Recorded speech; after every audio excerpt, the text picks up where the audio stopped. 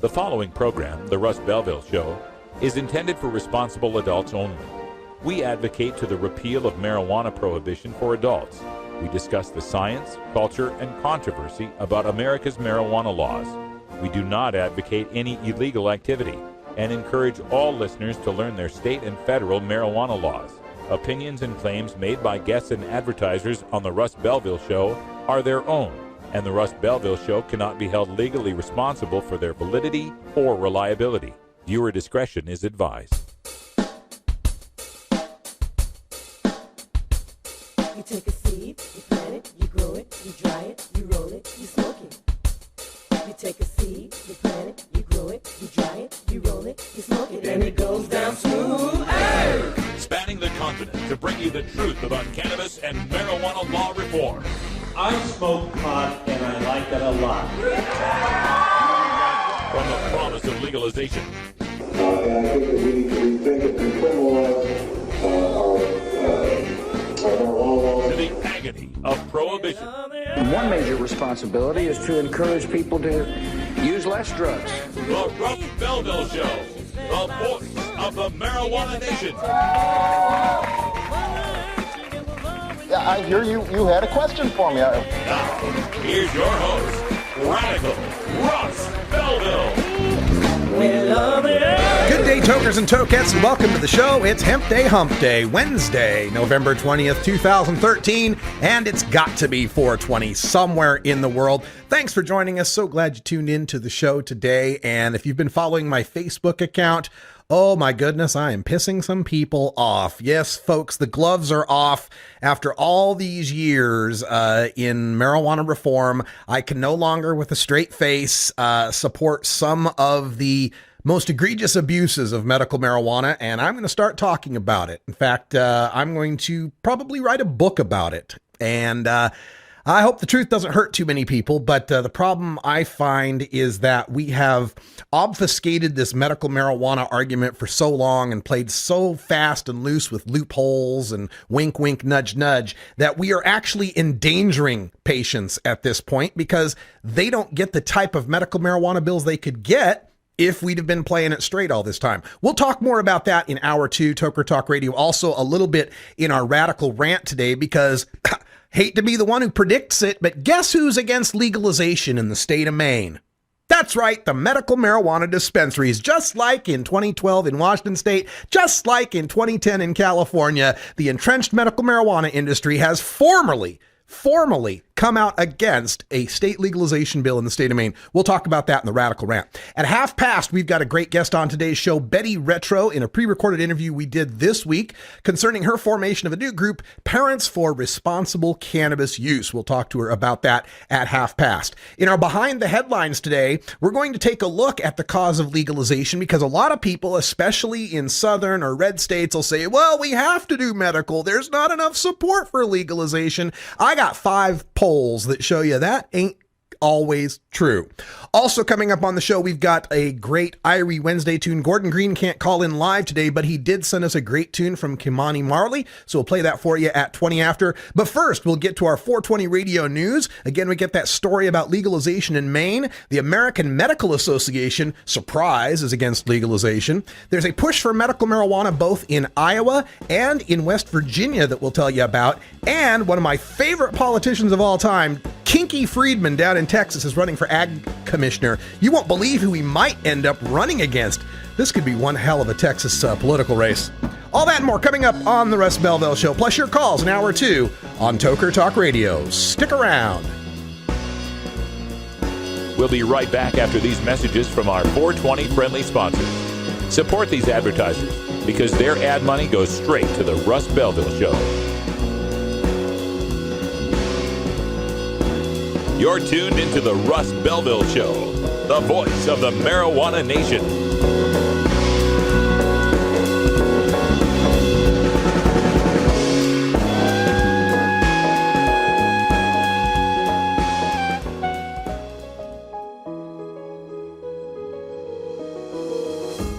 Cannabis Outreach Collective is an alternative health and wellness option located in Gladstone, Oregon, that serves patients in the Portland area and beyond. We are a full-service alternative health and wellness collective accommodating patients with natural, organic, holistic, and homeopathic remedies, nutritional guidance, advice, education, and medical cannabis, fully in accordance with Oregon OMMP law. You can find out more about Cannabis Outreach Collective on Facebook at COC503 or by emailing cannabisoutreachcollective503@gmail.com or by telephone at 503-853-1319. Check out our menu on Weed Maps and visit Cannabis Outreach Collective today. When you are starting up a medical cannabis business, you don't just want any attorney. You want a fired-up lawyer who understands the needs of cannabis consumers. The Law Office of Lauren Vasquez is your fired-up lawyer for the cannabis industry. Lauren Vasquez knows the details of California marijuana law from both a personal and professional angle. Lauren Vasquez rose from the ranks of college normal activists to become one of the Bay Area's best marijuana lawyers. Visit her website, fireduplawyer.com, or call 1-855-MMJ-LAWS for more information. That's 855-665-5297 for Lauren Vasquez, your fired-up lawyer, or email fireduplawyer@gmail.com. The number again is 855-MMJ-LAWS, 855-665-5297 for your fired-up lawyer, Lauren Vasquez. Lauren Vasquez is an activist attorney you can trust. Call today.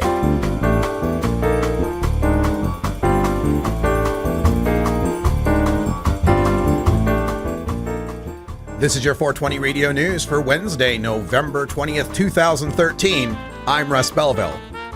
State lawmaker to take third try at Maine marijuana bill, from the Portland Press-Herald.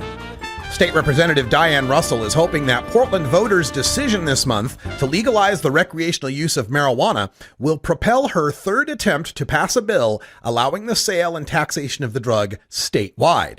The state's legislative council is slated to decide Thursday whether to allow Russell's proposal and others to be taken up as emergency bills in the next session, which starts in January. Medical Marijuana Caregivers of Maine, a trade association representing people who grow and provide medical marijuana, sent out a letter asking people to urge their legislators not to support the bill. The new proposal would impose a 10% sales tax and a 15% excise tax on marijuana. That revenue would go toward public school construction, addiction treatment, and prevention of underage sales and usage, among other programs. American Medical Association reaffirms opposition to marijuana legalization, from U.S. News and World Report. The American Medical Association's policymaking body voted Tuesday to reaffirm its opposition to marijuana legalization, but also called the current federal approach to reducing drug use ineffective and endorsed a review of the risks and benefits of new legal markets in Colorado and Washington.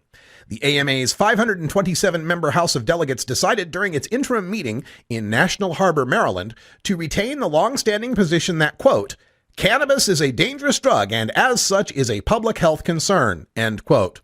New language adopted by delegates, however, says, quote, federal efforts to address illicit drug use via supply reduction and enforcement have been ineffective, end quote. Despite that recognition, the AMA walked away from some policy recommendations, deleting an endorsement in place since 1977 that urged, quote, modification of state law to reduce the severity of penalties for possession of marijuana, end quote. Push for medical marijuana likely in the 2014 Iowa legislature, from the QC Times. A mother, an Iraq War veteran, and a former director of New Mexico's medical marijuana program made the case for changes in state law to allow Iowans with a variety of medical conditions to seek relief through medical marijuana.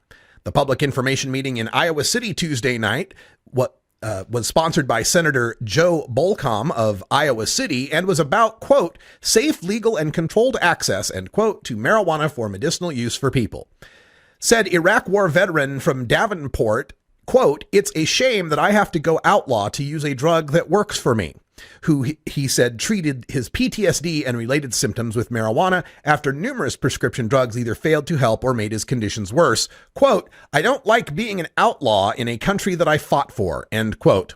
Senator Bolcom plans to propose reclassifying marijuana from Schedule 1, which means it has no medicinal benefit, to Schedule 2.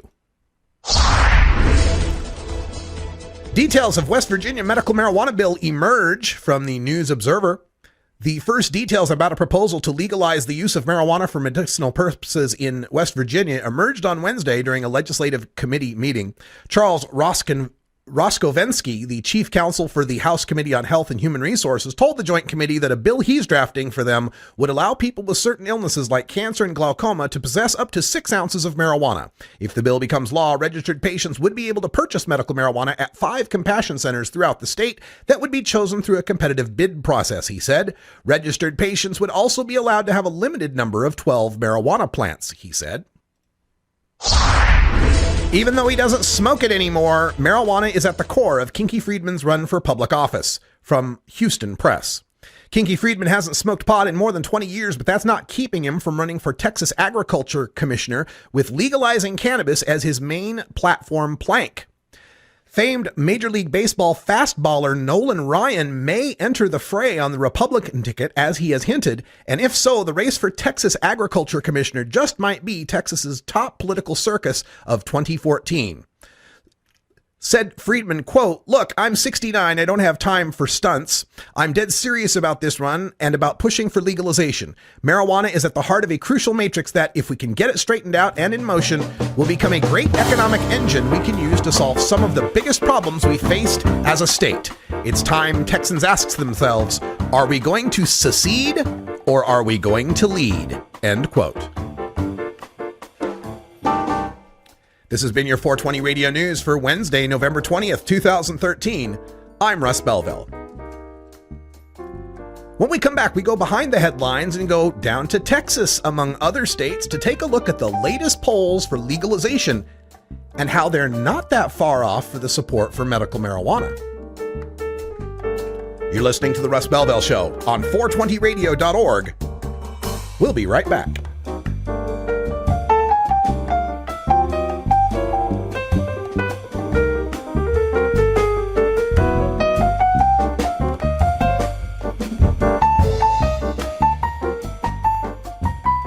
Hey, tokers and tokettes, Radical Russ here to introduce you to my friend Matt and all the staff at Lush LED Lighting. Growing plants indoors can be a rewarding hobby, but electricity bills can go through the roof. Then you have to cool down all those big hot lights. It can drive a grower insane. With Lush LED Lighting, you can solve many of these issues and double your rewards. If you thought LEDs were meet the tech of today, Matt and his scientists have developed the perfect light for flowering plants with far less cost and heat. And the results? Let's just say I appear at a lot of events with the masters of indoor horticulture, and the harvests I saw from Lush LED Lighting were big, tight, sticky, and very effective. Check out LushLEDlighting.com right now and tell them Radical Russ sent you. Double your rewards and lower your expenses with Lush LED Lighting. I'm a reefer smoking man. Wood Pipe Smoke Shop and Speakeasy is your source for cannabis community gear in southern Wisconsin. Owners Brian and Tammy Wood are located in Kendall, just outside of Madison, and they've got everything for the smoking enthusiast, including a full assortment of pipes, water pipes, hookahs, bubblers, one-hitters, and so much more. They're open noon to 8 p.m. Monday through Saturday and can help you with your detoxification therapies as well. Call 608-466-7473 or email woodpipes@yahoo.com for more information. That's 608-466-7473 or email woodpipes@yahoo.com. And as always, go pack go. 420radio.org presents our live original production of Red Eyes Reggae Flashback with Brian the Red every Wednesday night, live at 8 p.m. Pacific Time, with replays Thursday at 10 a.m., Fridays at 3 a.m., and a 2-hour block every weekend, Saturday and Sunday, starting at midnight.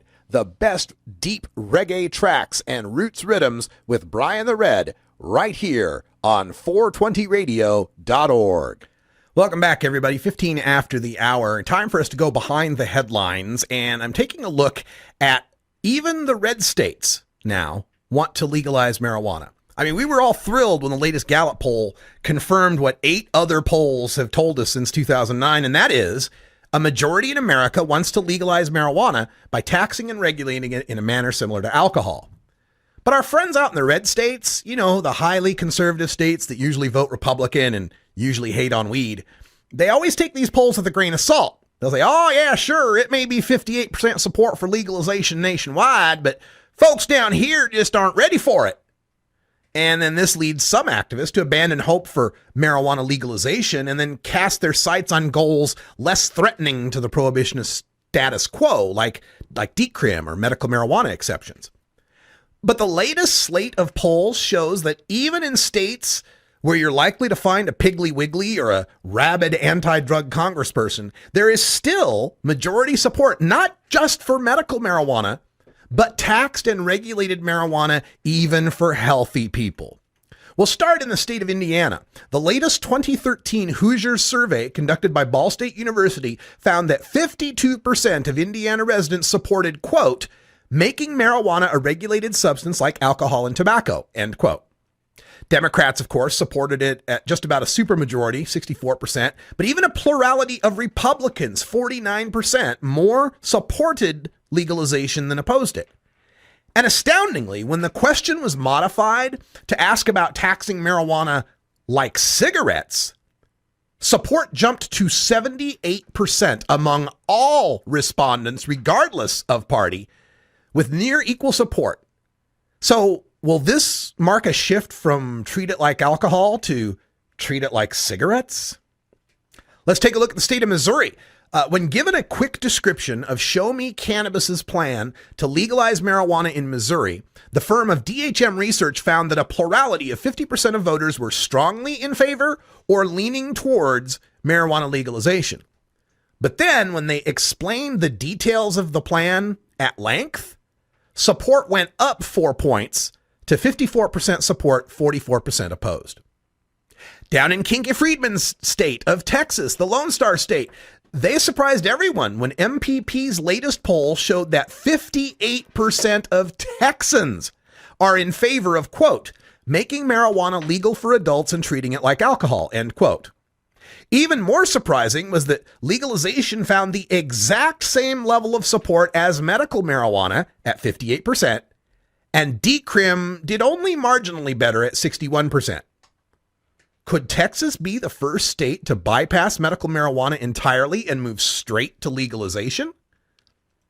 How about next door in Louisiana? Support for medical marijuana in the Bayou State is still much greater than support for legalization, with almost 2 out of 3, or 65%, supporting special exceptions to criminal prosecution for medicinal use of cannabis. However, a majority, 53% of Louisiana voters support taxing and regulating marijuana for healthy adults, with just 37% in opposition. And in Florida, St. Pete polls conducted an August survey that found huge support for medical marijuana, with almost 74% of Floridians supporting a constitutional amendment to institute protections for the sick and dying who use cannabis. However, a whopping 59% of Floridians support the idea that, quote, marijuana should be taxed and regulated like alcohol and be made legal for any adult to use, end quote, with just 35% in opposition. The problem, of course, is translating this political support into political change. The voters in Texas, Louisiana, and Indiana can want legalization in one hand and shit in the other, and without the power of ballot initiatives, they're forced to wait for the politicians who are not likely to want to legalize marijuana anytime soon. The voters in Florida do have an option. They can try to pass a constitutional amendment, but that requires 60% of the vote, so the activists down there are focusing on medical marijuana. Only in Missouri do they have the shot at passing legalization by signature drive ballot initiative. But in those kind of states, the political establishment, and this is happening in Arkansas as well, the attorney general continually rejects their petition titles and their petition summaries on the flimsiest of technicalities or interpretations to force them to go back over and over again through that process to try to delay and obstruct legalization. But folks, there is majority support all across this country for full marijuana legalization. We just have to learn how to marshal it. All right, folks, got to take a break.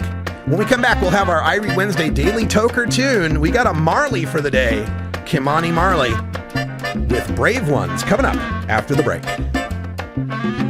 Oh, have you ever met that funny reefer man? A reefer man.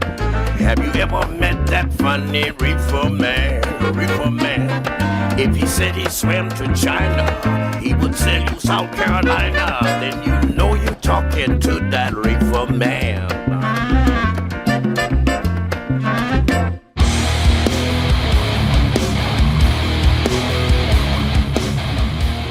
You know Herb Thrasher from the Herb Thrasher Flower Hour. Now get ready for Herb Age Designs for the proud cannabis consumer. Herb Age Designs, lifestyle gear for the 420 friendly. Herb Age Designs, home of the famous lighter leash. Herb Age Designs, get your Herb Age t-shirts and hoodies and show your pride. Herb Age Designs, we've got frisbee golf discs and durable hemp gear. Herb Age Designs, we've got shot glasses, drinking glasses, coffee mugs, and beer cozies. Check us out on Facebook and online at herbagedesigns.com and follow Herb Age and Herb Thrasher on Twitter. We'll see you at this year's Hemp Fest. Crank it up.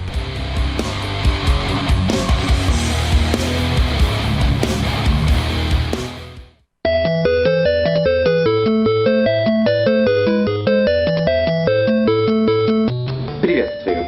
Меня зовут Дани Данько. Я редактор журнала High Times.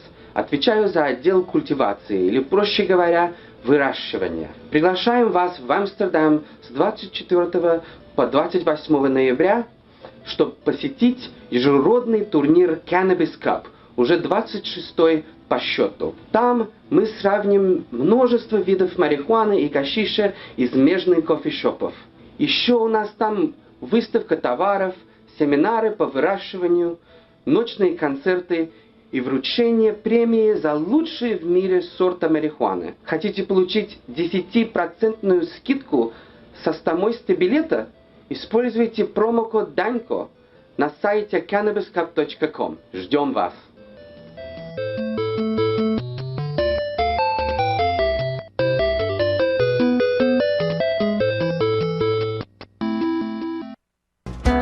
Hey, this is Willie Nelson for Normal. I smoke pot and I like it a lot. I learned a long time ago that marijuana is a lot safer than alcohol. There's nothing wrong with the responsible use of marijuana by adults. It's time we stopped arresting and started respecting those who smoke marijuana responsibly. To learn what you can do to help, contact NORML at NORML.org or call toll-free 888-67-NORMAL.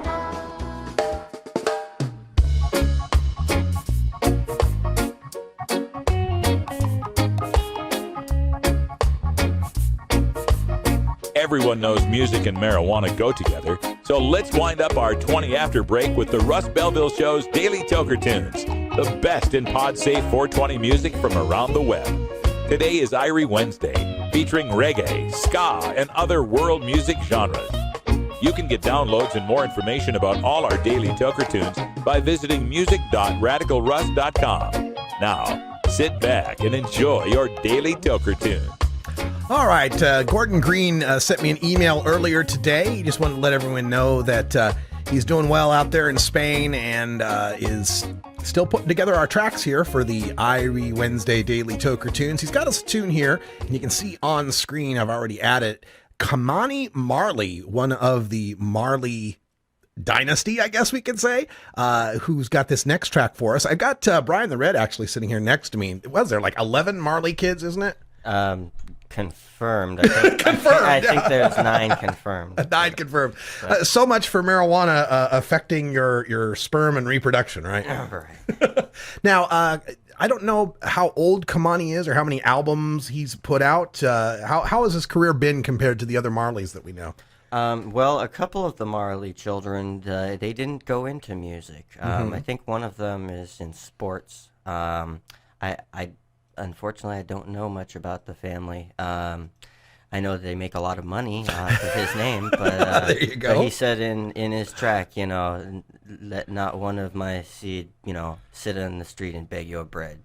So yeah, it looks like he did well that way. He did, he made that happen. So. All right, well, let's get to the tunes here. This is Kamani Marley for our every Wednesday. You can get this download at 420radio.org if you're a 420 Radio VIP. VIP members get special access to the replay posts for Toker Talk Radio and our 5 daily Toker Tunes feeds featuring this tune, Kamani Marley with Brave Ones. Na na na na na, me tired, yeah. Na na na na na, ooh. Tired of the separation. Fed up of the botheration. We need to make a stop, beg some clearance. Why them a judge me for my rasta appearance? No, them a say them have no vacancy. And I said them a go call some me for wait and see. Selassie sons, we are the brave ones. We not no time for to mingle with pagans. Trod the right road even if for poverty. Try hold on in this world of calamity. Well, even though we work so hard, still not get no pay. The thunder rainstorm and mama board us blow away. You were with them did they when get a youth to try maintain a goal in life and trying to find a way to cure the pain. How so much people suffering, nobody to take the blame. The mood that love to leave me on the ground for burn up in the flames. But then I go get no chance to see me snatch up no cocaine. You must be mad, you must be crazy or insane. We need to make a stop, beg you some clearance. Why them a judge me for my rasta appearance? No, them a say them have no vacancy. And I said them a go call some me for wait and see. Selassie sons, we are the brave ones. We not no time for to mingle with pagans. Trod the right road even if for poverty. Try hold on in this world of calamity. Shoot them see the logs for me, eh? Them think I'm not intelligent, but I'm here to show them what is evident. Them better know I'm not a weak fence. And when me touch the road, that is my defense. So be real and don't pretend. And in the righteous book that was written, so call on Judge who made us. He will embrace us. Negative people, we don't need them. Stop, beg you some clearance. Why them a judge me for my rasta appearance? No, them a say them have no vacancy. And I said them a go call some me for wait and see. Selassie sons, we are the brave ones. We not no time for to mingle with pagans. Trod the right road even if for poverty. Try hold on in this world of calamity. Hey, and you don't have to judge me, 'cause we are Judge's children. And if your brother's hungry, don't eat it all. Take some and give him. We need to make a stop, make us some clearance. Why them a judge me for my rasta appearance? No, them a say them have no vacancy. And I said them a go call some me for wait and see. Selassie sons, we are the brave ones. We not no time for to mingle with pagans. Trod the right road even if for poverty. Try hold on in this world of calamity. We need to make a stop, beg you some clearance. Why them a judge me for my rasta appearance? No, them a say them have no vacancy. And I said them a go call some me for wait and see. Selassie sons, we are the brave ones. We not no time for to mingle with pagans. Trod the right road even if for poverty. Try hold on. Kom allemaal naar de Cannabis Cup van 24 tot en met 28 november in Amsterdam in de Van Genthallen bij Amsterdam Roest. Verwacht alle coffeeshophouders uit Amsterdam die hun beste nieuwste producten laten zien. En hun wiet en hash wordt gekeurd door een panel aan deskundige wiet-experts die een uitreiking gaan doen wie de beste wiet en hash heeft van het land. Verder heel lekker eten, drinken, sapjes, toffe optredens in de Melkweg. Dus zorg dat je erbij bent, 26e editie van de Cannabis Cup.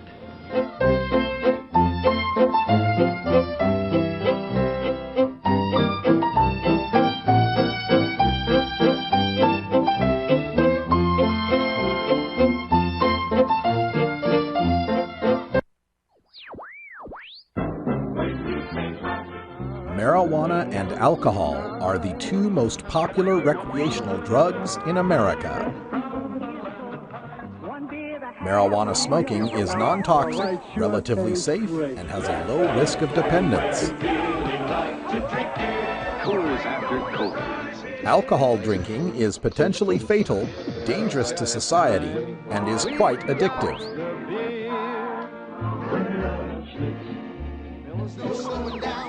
Marijuana is safer, so why are we driving people to drink?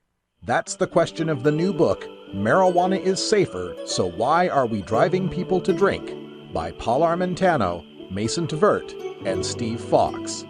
Visit Amazon.com or ChelseaGreen.com today to order your copy of Marijuana is Safer, or visit marijuanaissafer.com. 420radio.org presents Professionals Against Prohibition with Jen Jackson from Raleigh, North Carolina, debuting every Thursday at 1 p.m. Pacific with replays Friday at 7 a.m., Sundays at 10 p.m., and Mondays at 1 a.m. Pacific right here on 420radio.org.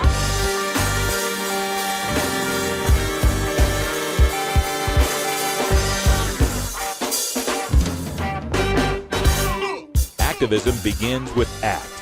The Russ Belville Show features the stories of hardworking grassroots activists working for an end to prohibition in today's activist agenda.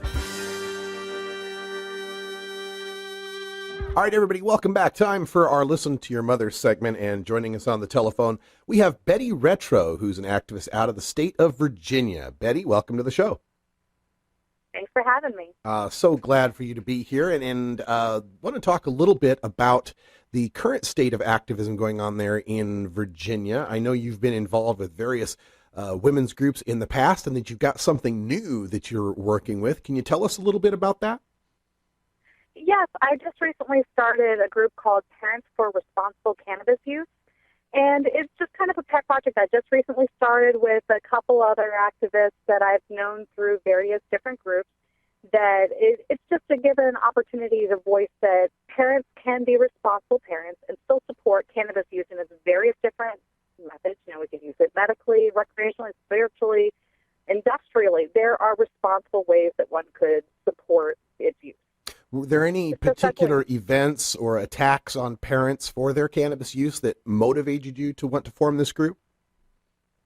There are numerous ones. Every day you see more issues with CPS getting involved in medical use or even activists that our First Amendment rights are being taken away from us, that we're not allowed to voice our opinion. And here in Virginia in particular, it is an issue. I am a preschool teacher, and it could jeopardize my career to be able to speak about the education that I have regarding cannabis. But I don't feel that I should have to silence myself for something that I know that can help people. I got into that job for the same reason that I'm an activist. I want a better world for our children. And I don't think that the two interfere with each other. They shouldn't. Just because I believe one thing doesn't mean that I am not an amazing teacher. So I felt that here people need to be able to speak up. They need a venue. It needs to show that you can still be a responsible individual, responsible adult, a responsible parent that believes in cannabis use. You know, one of our show hosts here on 420 Radio, Lisa Calvin, was a high school teacher out in the state of Iowa for years and years and years. And she tried to have an alternate identity, Lively Libra, that she would use for her medical cannabis activism. She's a glaucoma patient. And soon enough, one of the high school kids figured out that Lively Libra was Mrs. Calvin, and the administration there basically wanted to fire her, but she went and got herself a lawyer, and they managed to work it out so that she would just choose to retire early with a severance package. But this is one of the stories that I think Parents for Responsible Cannabis Use would be all over, because this is essentially silencing people's First Amendment rights. It has nothing to do with cannabis. Exactly. And it's not even just for teachers. It's all kinds of careers can be jeopardized for your beliefs. Something that doesn't interfere with your daily life. It's a belief, and we are entitled to them, and we're allowed to speak of them in this country. That is a right that has been set forth for us. I find that in Northern Virginia in particular, most of the people in this area are employed by the government. Lots of government contractors and local government projects, policies that they're involved in for their career, that they're afraid that they will lose their job if they express that they have an opinion. And so they're afraid to even get out and vote on these issues, let alone show up at an event or put their name on a petition. Because in this area, the cost of living is driven so high that if you don't have one of these jobs, it's very difficult to get by. And so there's this financial divide, and it is making people cower in fear to stand up for something that they otherwise know to be right, something that they believe in. And I feel that that pressure is just unacceptable. So it's a difficult area here for somebody to stand up in, but it still needs to be done.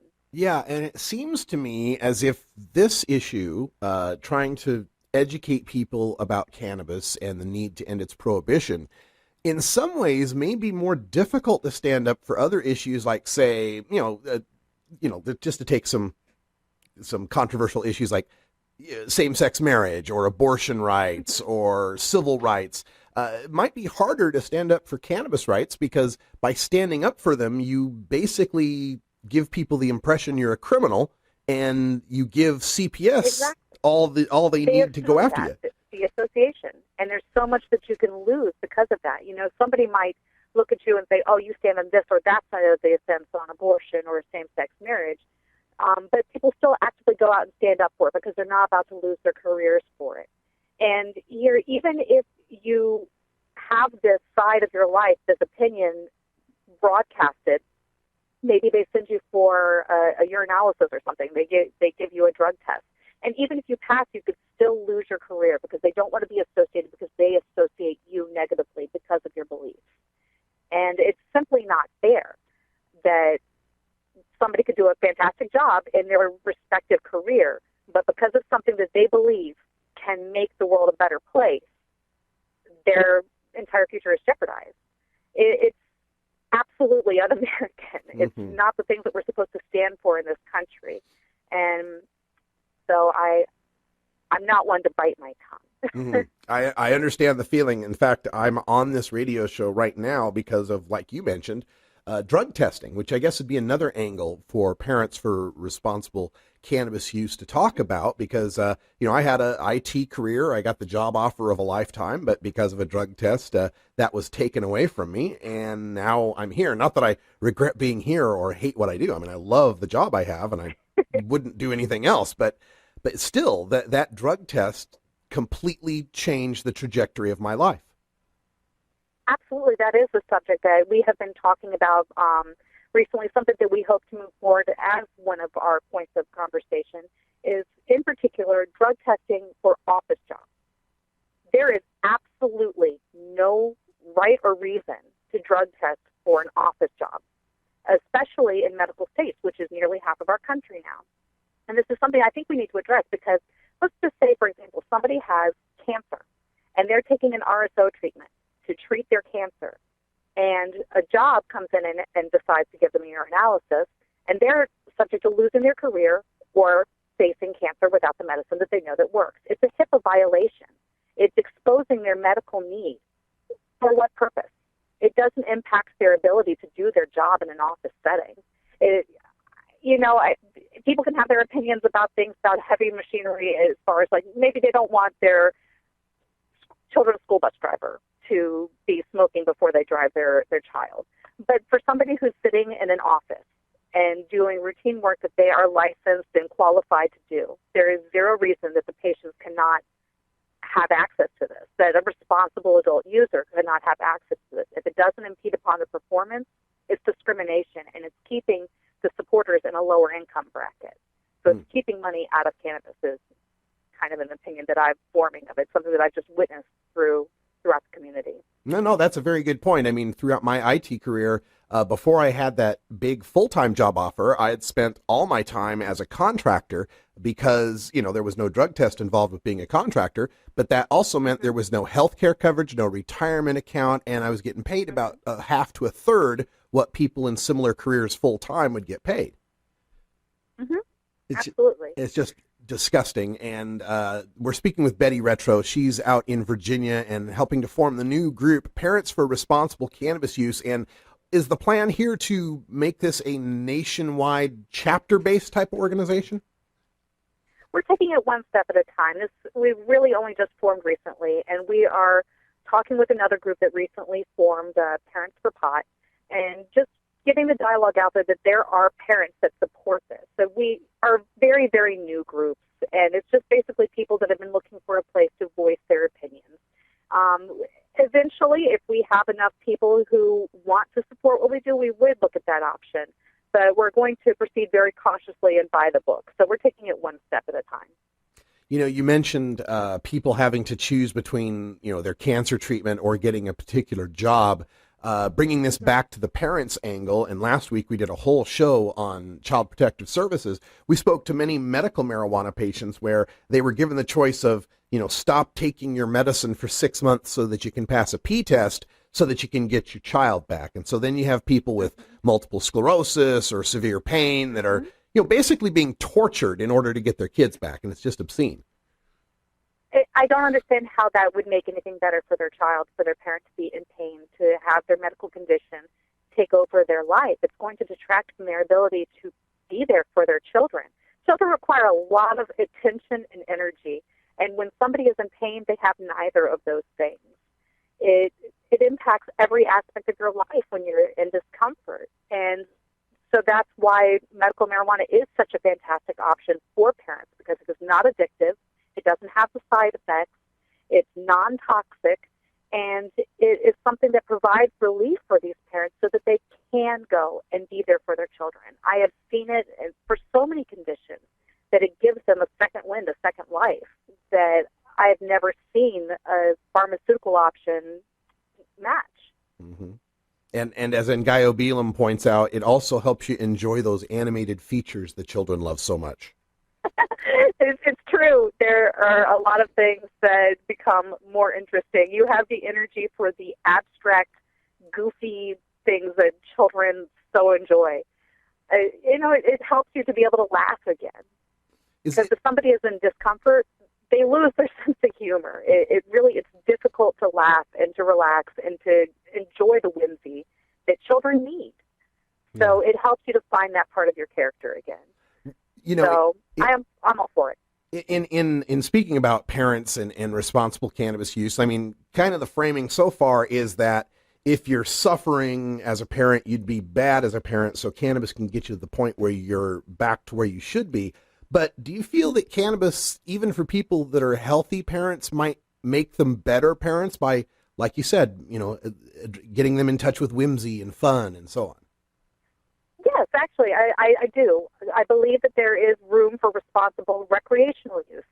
It would be an absolute double standard to say that a responsible parent could unwind with a glass or two of wine at the end of the week, that they could relax somehow after a stressful week, because stress does impact our actions, our personality, and our ability to have patience for the mommy.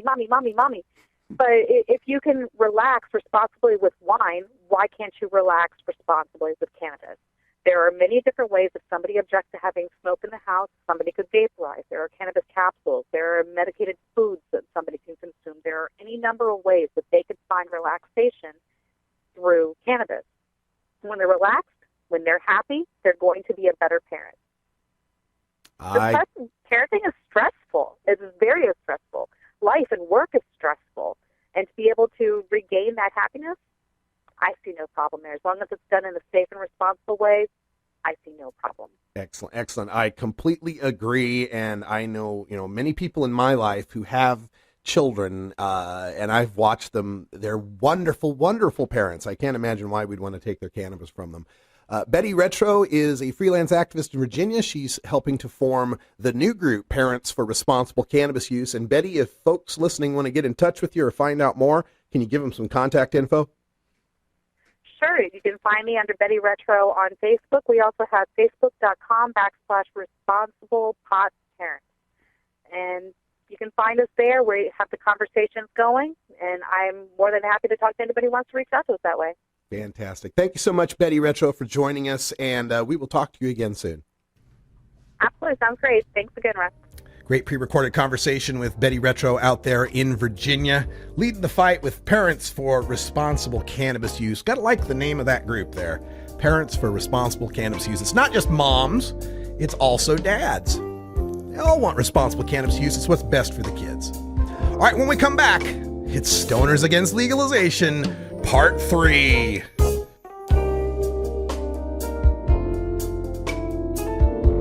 We'll be right back after these messages from our 420 friendly sponsors. Support these advertisers because their ad money goes straight to the Russ Belville Show.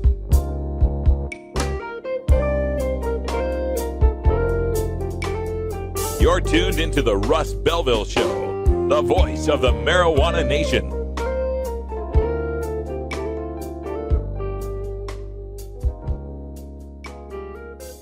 Ever wonder how often to change your bong water? The most effective method for baking pot brownies? The best destinations for a ganja getaway? How to hide herb in your car? Whether to grow your own? How precisely to legalize it? Or how something as wonderful as marijuana ever got to be illegal in the first place? Finally, you can find all these answers and much more in the official High Times Pot Smoker's Handbook, featuring 420 things to do when you're stoned. Since 1974, High Times magazine has covered marijuana in all its aspects and wonders, from cultivation to legalization to the herb's enduring and exalted place in popular culture. Packed with inside information, the official High Times Pot Smoker's Handbook rolls all of this collected wisdom together into a single indispensable ganja guide, including an entertaining look at marijuana's history, profiles of herb-friendly travel destinations and festivals, favorite potluck recipes from the High Times staff, smoking skills, advocacy and activism, essential marijuana movies and songs, profiles of famous cannabis strains, comprehensive growing information, celebrity endorsements, and much more.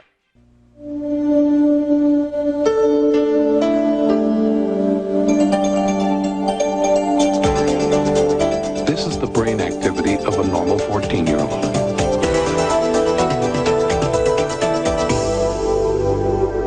This is the brain activity of a 14-year-old after smoking marijuana. If you use pot, you're not using your brain. I'm Sub Cool from Team Green Avenger. At TGAgenetics.com, we are working on the leading edge of medical strains. Our strains are rigorously tested for THC, CBD, THCV, and other critical cannabinoids. Know your grow. Check out our genetic diversity at TGAgenetics.com, the home of Jelly Bean, Jack the Ripper, Vortex, and other award-winning cannabis strains.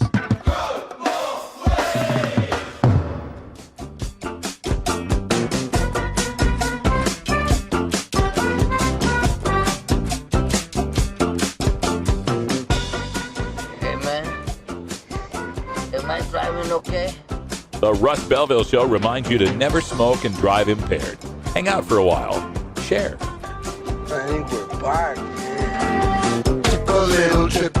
Take a little trip. You want answers? I'm as mad as hell, and I'm not going to take this anymore. You want answers? You have offended my family. I think I'm entitled. You want answers? I want the truth. And you have offended the Shaolin Temple. You can't handle the truth. Surely you can't be serious. I am serious. And don't call me Shirley. Radical rant. Medical marijuana dispensaries fight legalization. Again.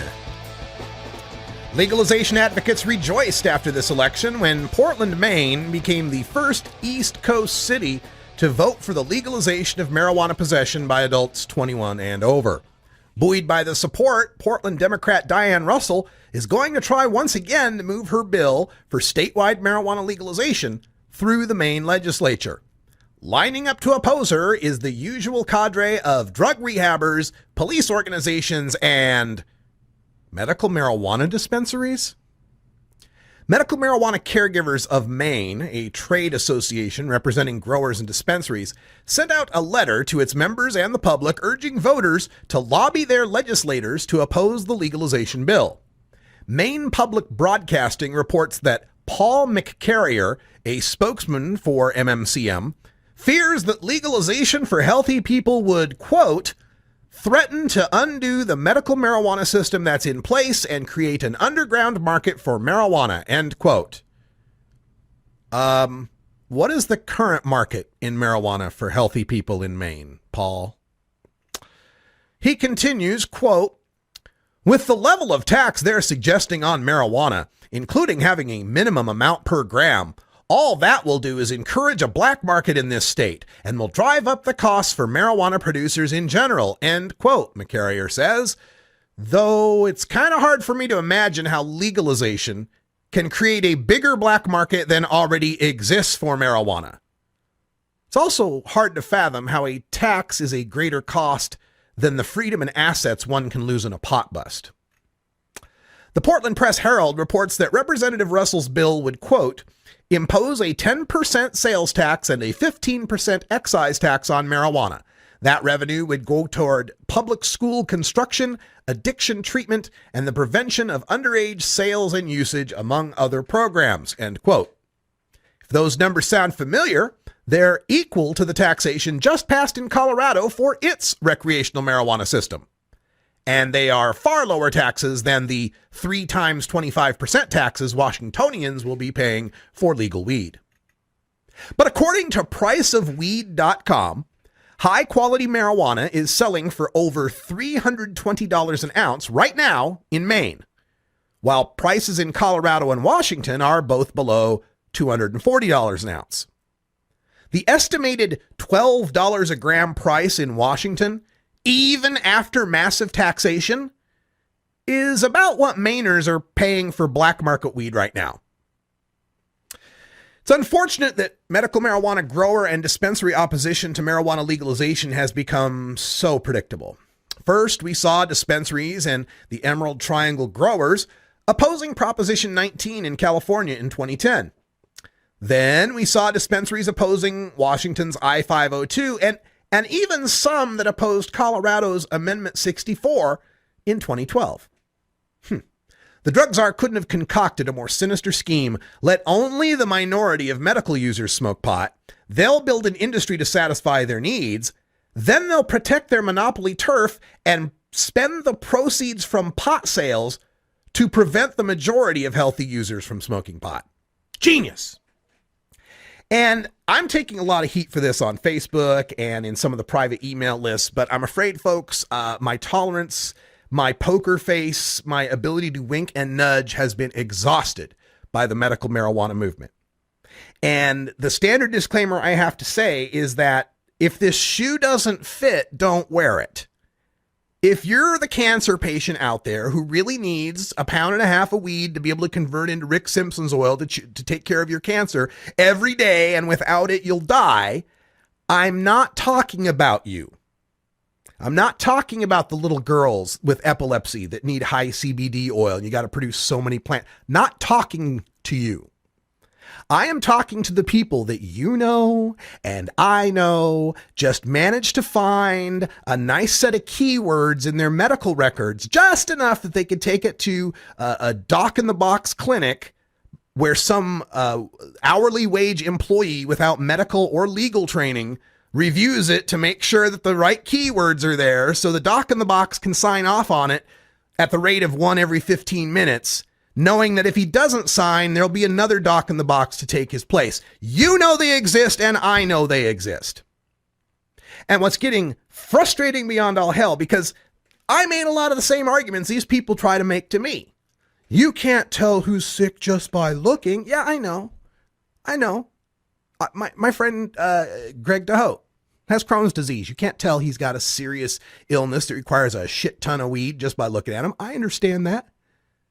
But I also know the people, for example, in Oregon, the 25,000 plus people with caregiver cards who have no medical documentation of anything whatsoever, but have a card in their wallet that provides them the exact same protection from arrest and prosecution for cultivation and possession of 1.5 pounds of weed and 24 plants as the cancer patient. You know they exist. I know they exist. You know they exist, the growers out there who recruit patients off of Craigslist, who put the name, looking for patients. I'll pay for your card. They'll pay for a patient's card so they can have enough cards to cover the number of plants that they're growing in their massive grow. And sure, they give free weed to their cancer patient. Of course they do. That's their rent check, right? Of course they give free weed to their cancer patient. Al Capone gave free turkeys out on Thanksgiving too. It's good public relations. But that doesn't stop the fact that we've got 6 mature plants in Oregon or 15 mature plants in Washington state. I can bet you dollars to donuts the guys aren't making sure those plants are nice and small so they don't grow too much weed to go over the limit. No, they're growing those plants to 10 to 15 pounds of weed per plant. And you want to bet that not all that excess makes it back into that state's dispensary system and back to that state's patient population? Because if it were, then all these cries about, oh, there's not enough access, there's not enough marijuana, would ring hollow, wouldn't they? No, there's not enough access, not enough marijuana, because we keep prohibiting it. We keep treating it as if you have to have a valid excuse to be able to use it. We keep restricting its marketing to just this quasi-legal wink, wink, nudge, nudge dispensary systems. Today, I had someone on Facebook who was a dispensary owner up in Spokane, Washington, who flat out admitted he was trying to defend himself by saying, I'm not a greedy guy. I didn't make a lot of money. And I'm not saying necessarily he made a lot of money at it. He said he started small, and when the feds raided him and he went to prison, he didn't have anything. You know, maybe that's how well he ran his business. I don't know. That's not the point. The point involved in this situation is that he readily confirmed, in trying to defend himself, we made sure no patient was ever turned away from inability to pay because we charged the people who were gaming the system in order to make the ends meet. The dispensary system itself knows it could never survive solely on the medical purchases being made by the most sick people.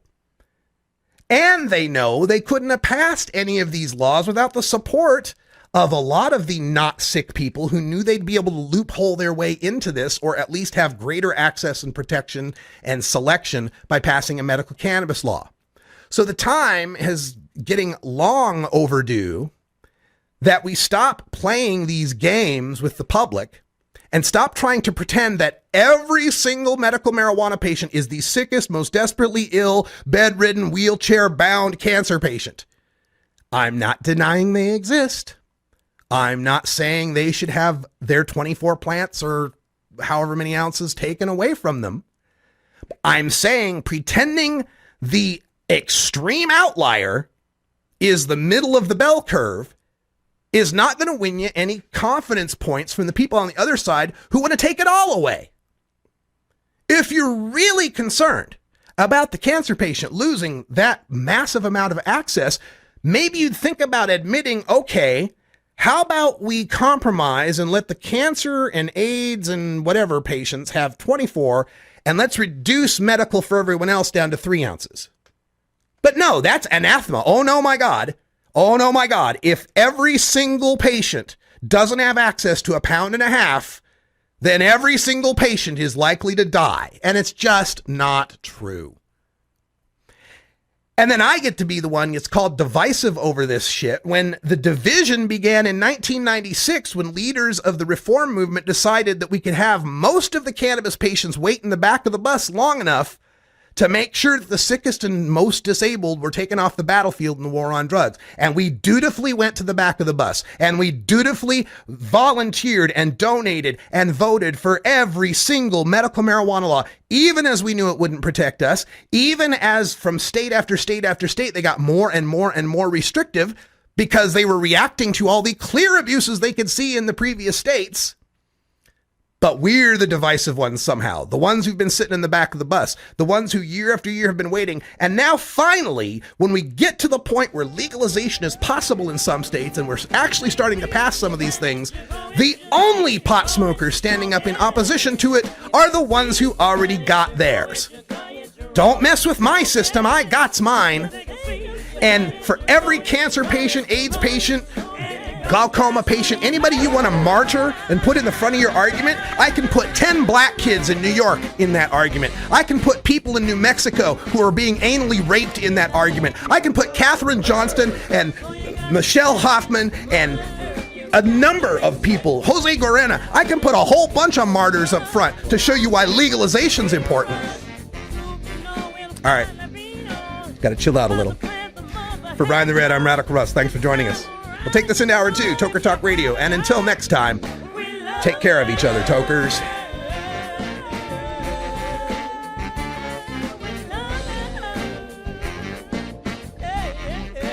This is the Russ Belville Show. The Russ Belville Show is blogging and podcasting daily at radicalruss.com. with you.